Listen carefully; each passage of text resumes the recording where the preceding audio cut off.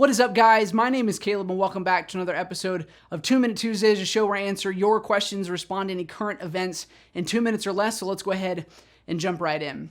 Today's story is an absolutely heartbreaking one, a development coming out of Pennsylvania where a grand jury had ordered an investigation into the Roman Catholic Church there and found that the church was covering up over 1,000 victims involving over 300 priests over the last 70 years. And this report got a lot of traction because it named a lot of very specific and terrible things that were outlined by the victims, everything from the tying up and beating of young boys all the way to the raping of young women and the forced abortion thereafter. I'm not going to get into the specifics. I will make sure to link it down below so you can do more reading if you want to know the full story.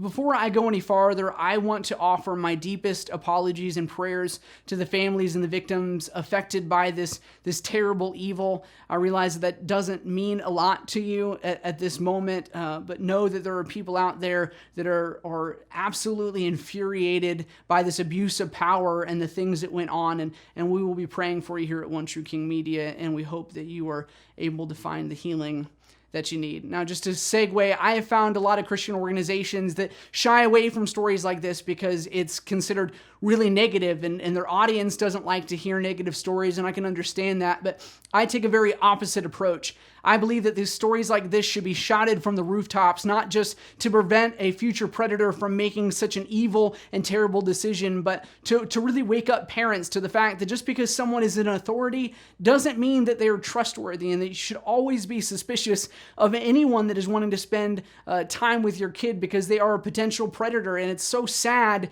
that I'm even having to say that, but I don't want any more instances like this, and I would rather people be overly suspicious and nothing ever happened than not be suspicious enough and more children to be put in danger. Now, I want to offer kind of a reality check on this topic that I think really needs to happen, along with a couple of solutions, but we want to make sure to hit that 2-minute mark, so let's go ahead and throw up the clock. First, we have to be willing to admit that this happens far more frequently in the Catholic Church than anywhere else. And I'm not saying that so people hate Catholics. I'm saying that because obviously there's a difference in how the Catholic Church is managing, training, and keeping people accountable within their leadership teams. And that's why I would give 2 quick recommendations on how to fix this problem. First, you have to allow your leadership to get married. This idea that somebody has no space, both from a health perspective and from a biblical perspective, to be able to have an outlet for their sexual desires is just asking for problems. You are dousing somebody in gasoline, handing them a lit match, and then you were surprised when everything around them starts on fire. My second recommendation would be the psychological evaluations of all incoming priests. People forget that pedophilia is a diagnosable condition, something that a psychologist or a psychiatrist would be able to see coming long before it became a problem.